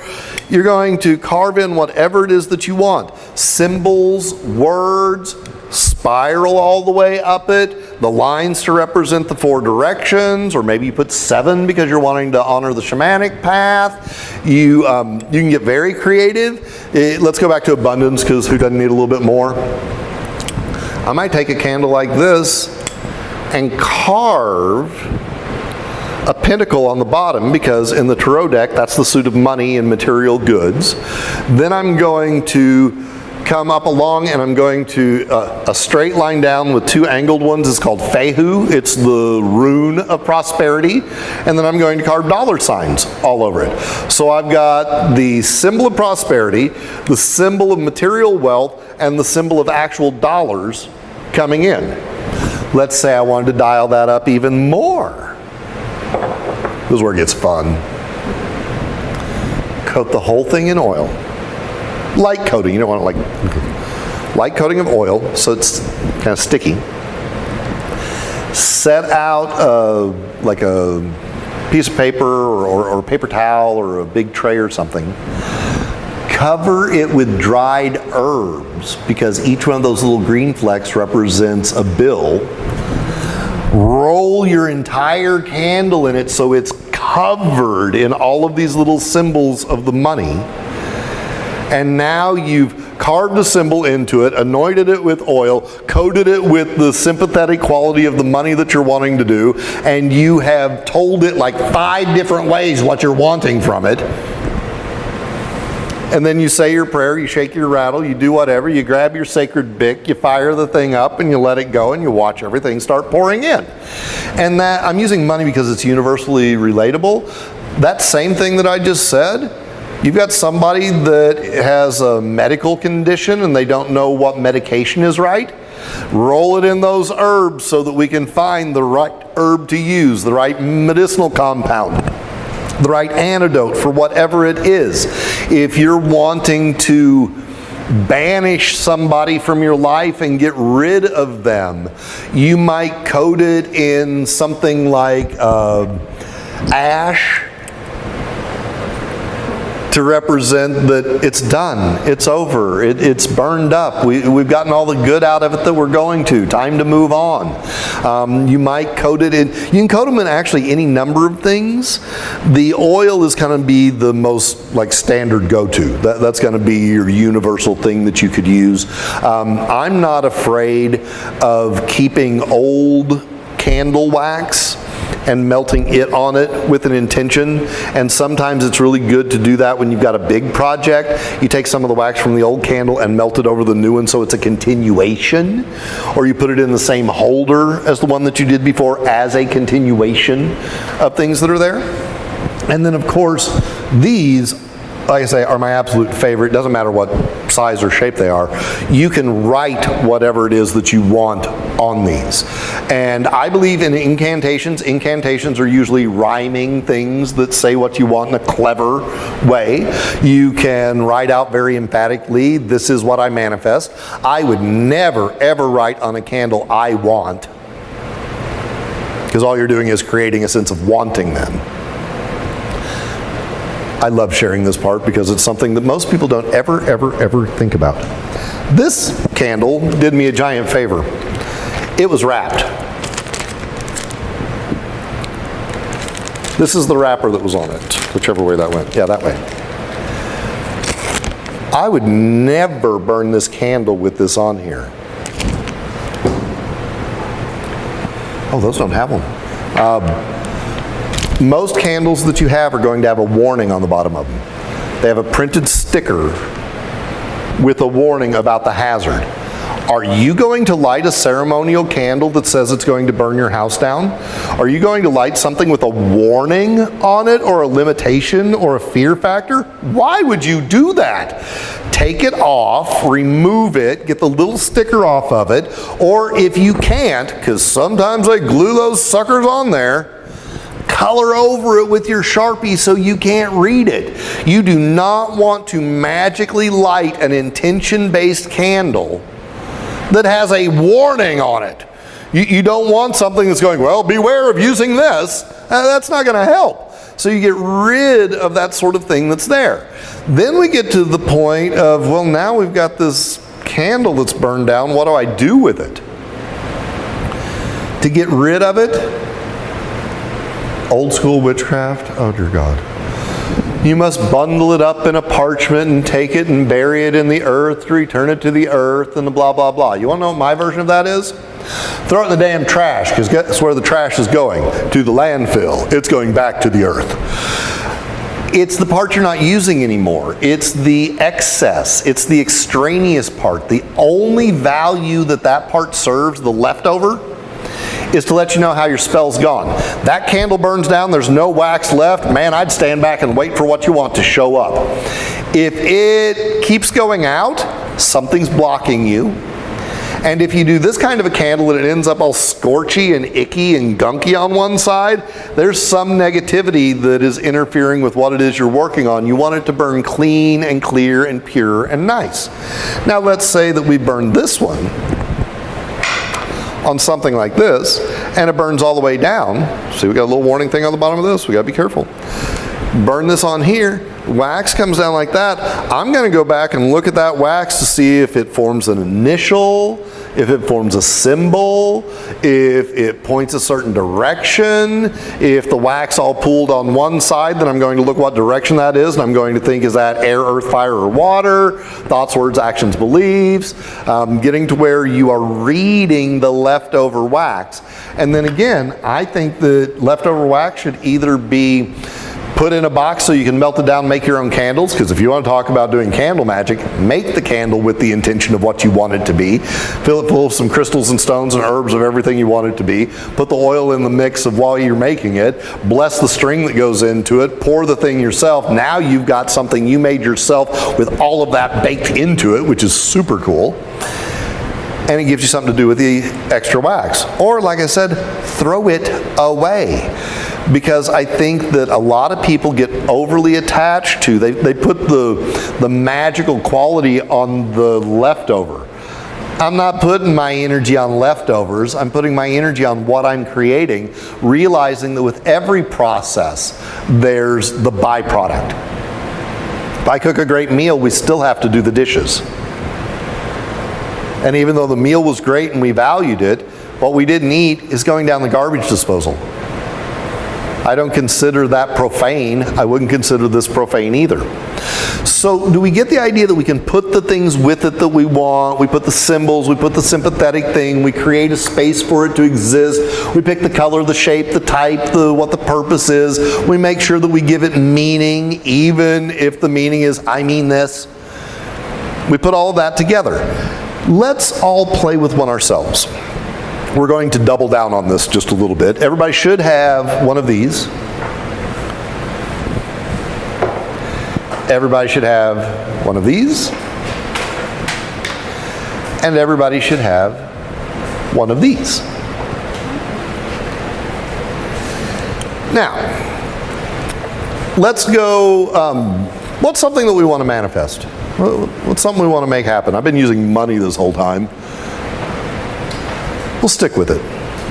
Money's a good one. Anybody here not like money? So I'm weird about like manifesting or trying to bring about like money and just abundance usually is, so I want to direct it and you know what I'm saying, if that makes sense. You don't want to limit it to money? Yes. I can agree with that. That's where I'm going into. I would use more of a gold one or something like that to represent abundance, prosperity. The only caution I ever have, and if your mind works different, ignore what I'm getting ready to say, because that's the key of it.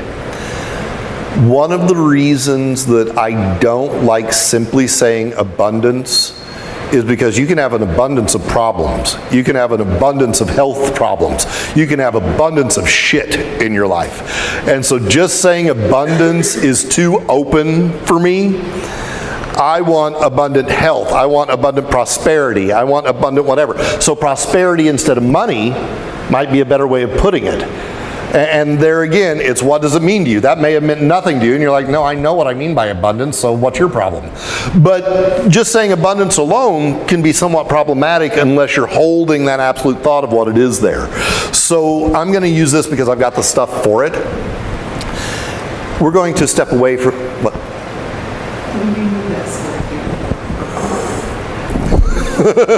She's filming for the playback tomorrow. I'm hiding behind my skulls. So we're going to start with this just so that you can have an example of something that's not candle. In fact, it's literally not. It's not magic.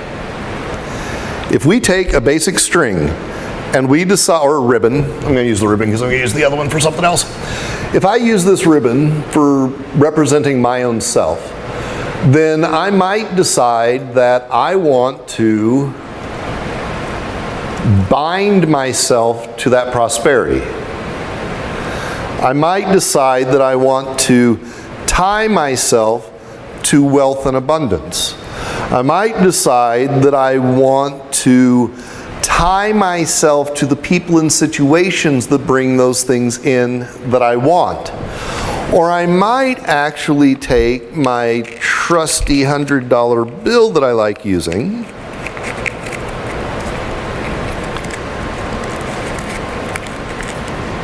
and I'm binding it to my own self, tying myself and it together.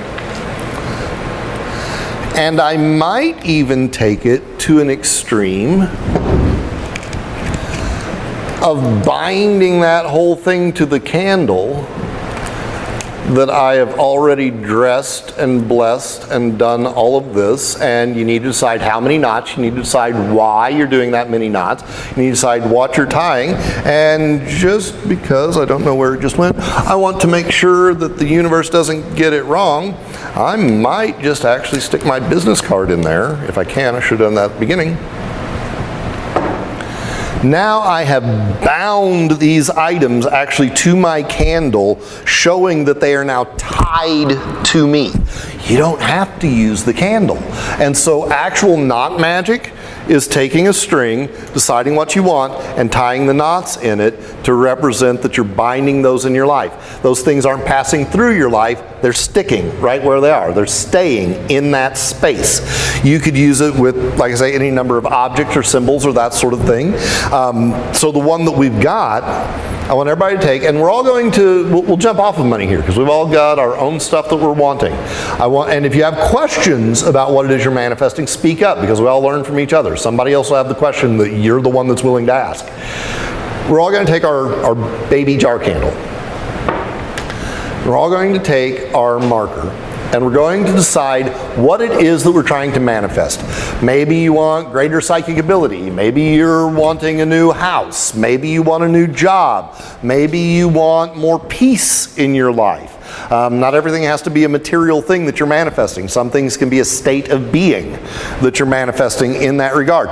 Maybe you're trying to find the confidence to say something to somebody that you've never been able to express before. And so, whatever it is, get your thought in your head. Write it actually on your candle. Now, before you start writing, it's permanent after it dries. Before that, it smudges. So we don't want smudgy intentions. And so I'm a stickler on this stuff. I'm first going to clean the surface of my jar because I don't want any little greasy, grimy handprints on it that keep my sacred Sharpie from sticking to what I'm doing.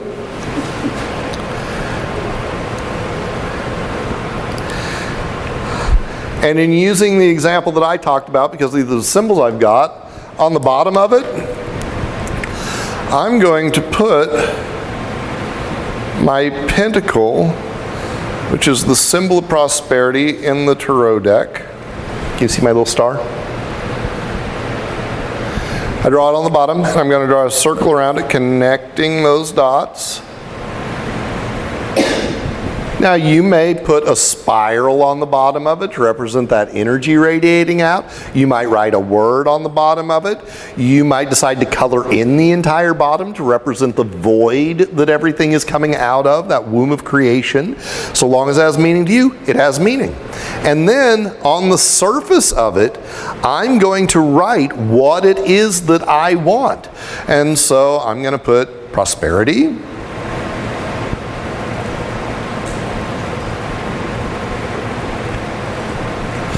I'm going to put a dollar sign. I'm going to put that rune that I mentioned. I'm going to put material abundance. And I'm going to keep doing as many of them as I want to. You could write one single word. Once we've got that to where we want it, there's no rush, take your time.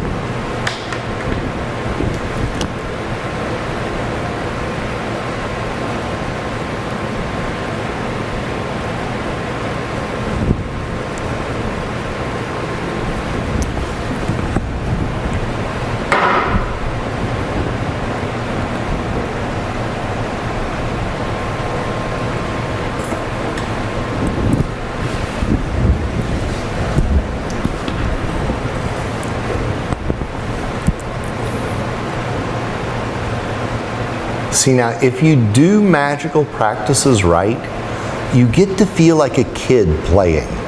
It should be fun. We're trying to manifest things. Everybody gets so damn serious.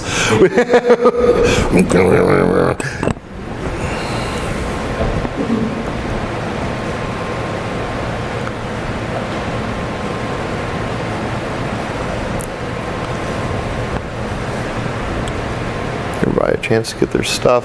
And I love it because I see some of you writing horizontal on the candle. I see some of you writing up the candle.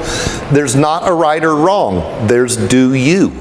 Because the universe is going to respond to you in your way. It should inherently, naturally fit you.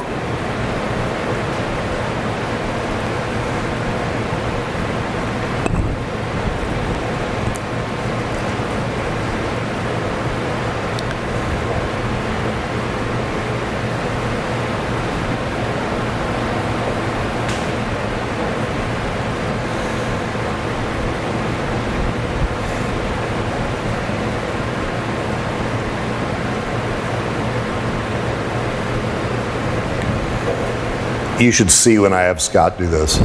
I'll take one of these and be like, we're doing a prosperity candle, and he will literally cover it with hundreds of dollar signs all over it. And he has much nicer handwriting than I do.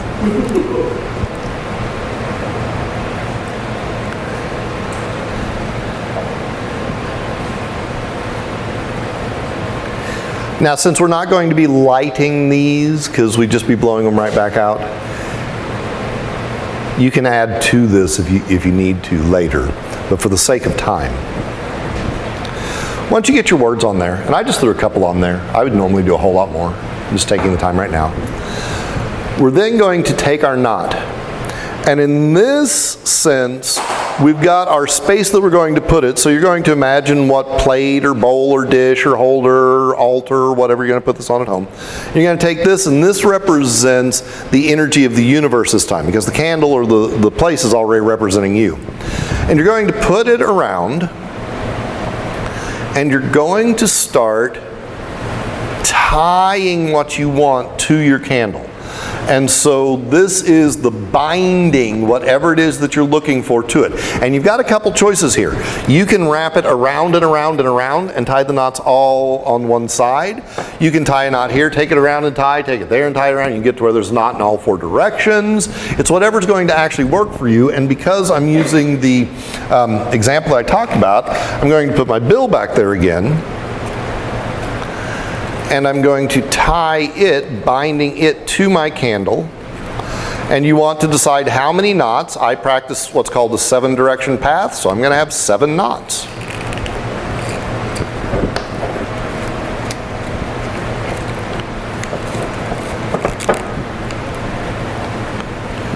And because I want it to stick, I'm going to take some of them over here.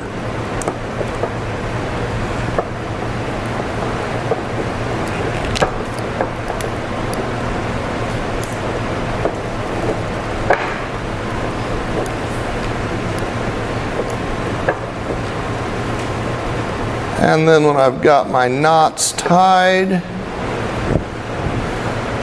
I'm going to take my candle and I'm going to charge it up. Now, I've got a rattle and various things here. Shamans practice a thing called grandfather's breath, where we recognize all the religions talk about it in some form or fashion. We're all just clay or dirt or whatever, and then the Creator breathes life into us, is the idea. So the breath is sacred. And this is the part where everybody's like, oh shit, when I explain it all. When you say something, you are taking the sacred life force energy and putting a thought and intention on it and expressing it out into the world. We should all be more careful about what we say. Everybody. If you're going to put it on the sacred force of life, because trust me, if you don't believe me, hold your breath for a while. That's how you live. That energy can be how we charge up our candle. We take it, we hold the thought, we draw in grandfather's breath, the thing that gives life to everything in the universe, and we breathe life into the spell that we've created. Or we might have some clever thing that we like to say. I now draw cash and abundance to me from all available sources. I'm not going to tell the universe where I want it to come from. They know better than me. Put it there. Or I now call forth healing, or I call forth love and peace, or I call forth that new house, or I send a blessing to my neighbor that's always been a bitch and I wish they'd quit it, or whatever it is that you're trying to work on. You put that sort of stuff there, then all we've got to do is light our candle. But this is where we get to one of the most important parts of it. I am absolutely a stickler on this part. I'm very open-ended on everything else. You should do you, but if I was going to give you one rule, this would be it. Light it and let it burn all the way down. I have a couple of like actual iron cauldrons. I have a little one at home and I have a big one here. I put my candles in there and I'll let a 7-day candle burn for 7 days straight. I'll put it in there so it can't catch my house on fire, even if the glass breaks, even if it falls over, even if something happens, it's not going to burn down the house while it's in this. I mean, it's a big cauldron. Put it in your bathtub. Put it in your sink. Put it somewhere that is safe. Let's have common sense with what we're doing. My husband learned very early on. We've been together a long damn time, but in the early days, he would blow out a candle and I would lose my shit. What are you doing? I have to start over now, thank you. Now it's very normal for Scott to be like, I assume you're doing something? And he'll leave it alone. If you have to put it out. So what she was saying about not blow it out is because that dissipates the energy. I have a different philosophy about it because I practice grandfather's breath. So to me, the breath is sacred. How could that be a negative thing? Most people would say you should snuff or pinch out your candles. And you can actually pinch out a candle. You won't burn yourself. I mean, unless you just... if you have to do that, before putting it out, you want to make a statement, though the flame is gone, the spell remains. And that way that wax is still holding the embodiment of what you put into it. So when you come back and light it again, you're picking up where you left off. My preference, burn it straight through, burn it all the way through, burn it until every bit of it is gone. If you have to relight it because it went out on its own, ask yourself what's wrong with your spell. If you have to put it out, make a statement that the intention, the expectation, whatever you want to call it, remains even though the flame is not present. And then when you go back, you want to make a statement, the flame returns and the spell remains. You can use your own language. The words aren't what's important. The idea is what's important there. And again, these are wonderful because I have never had one of these break, ever. I burned a lot of these. I've never had one of them break. I'm not saying just leave it on your counter or coffee table, but I would trust those beyond almost all of them in that regard. When you get done with it, again, you dispose of the wax however it is you want to. I would do a big proclamation of gratitude, thankful for what it is that you've received in that way, because I think manners count. I think it really matters. The only thing I didn't share with you, I glossed over that I meant to include in that. We'll do it with this one. Like I said, I could put my tarot cards around it as well, you know, if I'm wanting to build it up. Let's say that I put the oil, and in these, if you've got an oil you want to use, you can put a couple drops just on the top because you can't cover the sides. You can put a couple drops on the surface of it. That counts. And so to continue with my theme, did I put those back in there? Here's all of those cards that I used for my prosperity thing I was doing a minute ago.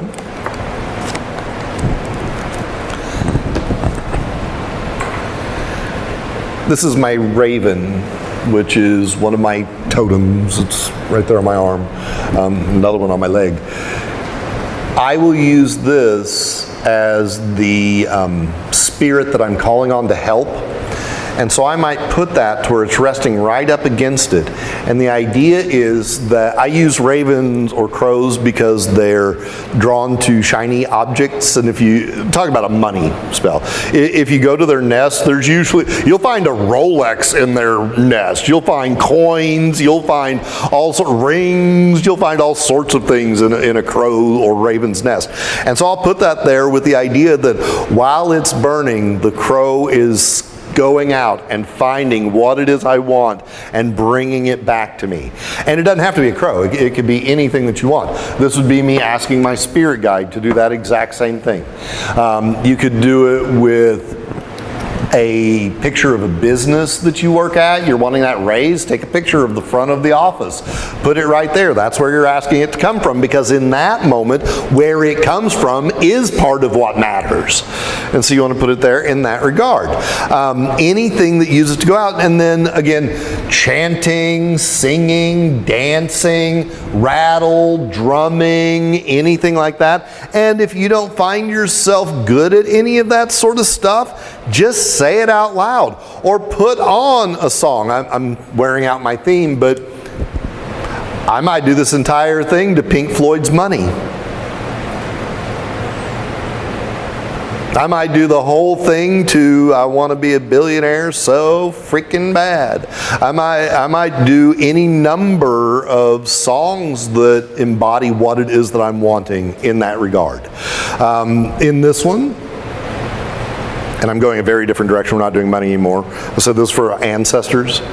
Say I'm honoring the ancestors. A great thing for honoring them would be to fill up this tray with tobacco or cornmeal or something that's a traditional offering to the spirits that you're giving to them, so that now it's burning, that you're giving an offering. Or Jan's over at the house. She's seen me do this a lot of times. One of my favorite spells this time of year, I'll get a candle, I'll get a saucer out of the cabinet, just regular old saucer. I'll put my candle in the middle, and I'll go out and clip flowers for my flower beds and surround the entire thing, so I have this amazing, beautiful, fresh picked bouquet, and it's got the candle burning in the middle of it, because I want what I'm asking for to come in with beauty and grace and to grow and to expand and all that sort of stuff. And again, you could use like mint for healing, or marigolds for prosperity, or roses for attainment, or any number of, again, correspondences, herbology books will tell you all this sort of stuff. Taking as many different things as you can weave into what you're doing including, we live in the modern age. Open up your computer and put together a collage of everything you want, print it out, put your candle on it, and let it go. That's a wonderful modern age spell that's there. I'm pretty sure that on most phones you can download an app that's got a candle burning on it.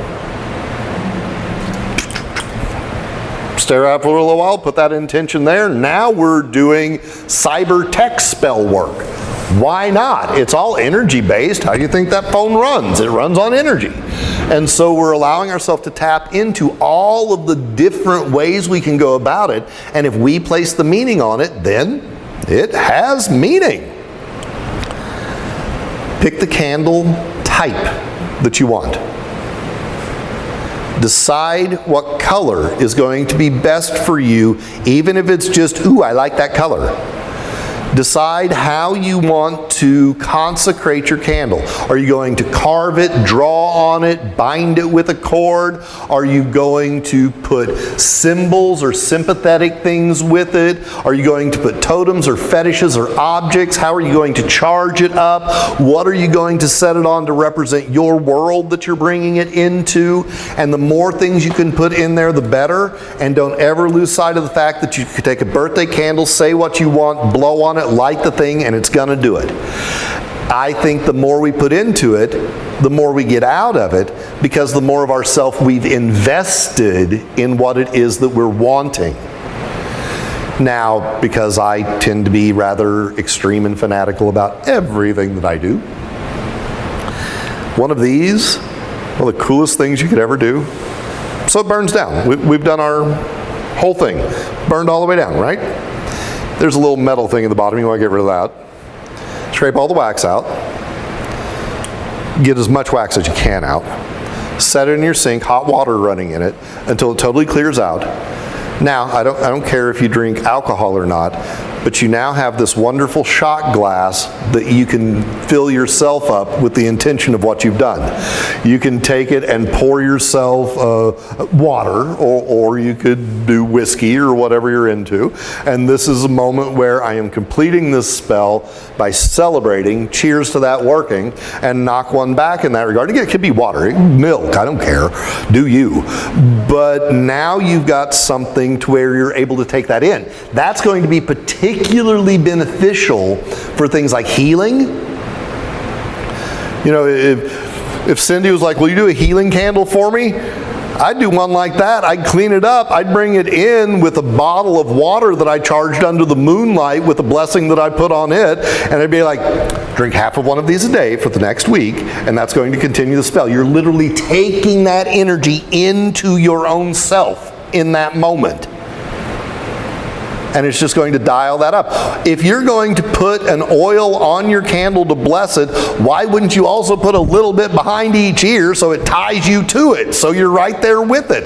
Or if it's a chakra-based colored candle and an oil that's supposed to complement it, why wouldn't you anoint that chakra point on your own body with that oil to tie you to the thing that you've done? And so the candle is wonderful, but if you can take it and extend it out into something else, you know, if I'm doing an abundance one here. Let's say that I had a great big one. Let's say that this is my abundance. Prosperity, good things, wonderful stuff coming into my life. When this is done, I might likely clean this out and fill it with all sorts of little goodies, make it a little treasure chest thing, and take it over to my neighbor and gift it to them to show that I now have so much abundance and prosperity that I got plenty to give away. And that's me taking the candle, the receptacle, and continuing it off into another whole spell that mirrors what it is that I was doing in that moment to begin with. And that's where you get the candle holders that have the animal totems, or have the shape, or have the thing you could use over and over again. Or you get a nice big, I don't have one that would look this way, but like this, you could then pot a plant in this to watch your spell growing and expanding and becoming more and more and more and more and more and more and more. And it started with candle magic, but then all of a sudden we're into plant magic. Or if it's safe for it, I might bake bread or something in it so that again I could eat what it is that I have conjured and manifested.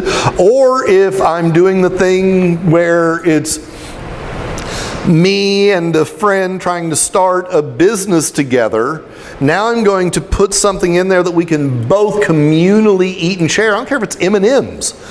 Put the stuff in there. Now we can share, and we're both feasting from the connection of us joining together that's embodied by the different wicks in the candle. And so this is where I started in the entire thing.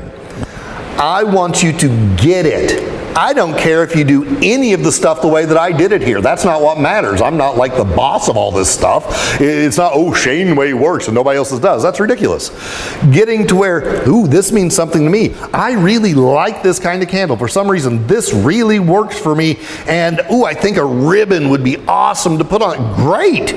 That's going to be wonderful. Then take that ribbon off of it, tie it around your wrist and wear it for a week to bind yourself to the spell that you just did. Figure out how to build, to make momentum, to increase that energy, to bring it more fully into your physical world. The more you put into it, the more you get out of it. Every single thing, and I don't just mean candles, everything that goes into spell work at all should have meaning, even if it just means something to you, or it should not be included. If you add something that has no meaning, you're just confusing the universe. We're like, what am I supposed to do with that? You didn't give it any meaning. I don't know what to do. You want us to pour energy into the nothing? So make sure it has purpose, make sure it has meaning, make sure that you're thoughtful in your selections of things, make sure that you find as many ways to attach what you're wanting to do to it. And keep in mind that we could always just bake a cake and put a birthday candle on it and blow it out and make a wish. Same thing. I've kept us just a couple minutes later than we're supposed to be, but before we let go, does anybody have any questions? That's a lot of stuff to take in, and it's all very basic at the same time. It should make sense to you. It should, everything I've said should have an element of common sense to it, except for the fact that we're talking about magic. Okay, being literal. I am really drawn to round candles. Okay, they don't burn clean down through well. No, they don't. Is that a thing, a problem, or what? If you really like the round candles, then I'm going to say that you like it is going to be more important than that aspect. My way of thinking, I would look at it and go, I'm going to accept the fact that whatever this is going to come into my life in an unusual way. Okay. That makes sense. Because almost everything in my life comes in an unusual way anyway. And I would use it in that regard. And keep in mind that that wax that's left over, you could always save it back and use it to go into the next thing that's there. But yeah, your round ones are a little trickier when it comes to that. I'll let you in on the secret though. The round ones, I have one in the other room. If you get like a square glass container and put the round one in it to where the sides come up higher, the subtle breeze in the house won't cause it to deform as much. It'll burn much more evenly. Because the reason the round ones burn weird is because the slight breeze causes one side to burn more and then that side burns and caves. Put it in something that removes that quality from it and it should be okay. Or get you a little lantern. You know, they have the little lantern boxes for candles. Get something like that and put it in and it'll burn a whole lot better. Anybody else? Thank you all for coming. I appreciate every single one of you. Go forth, burn some candles, make some stuff happen.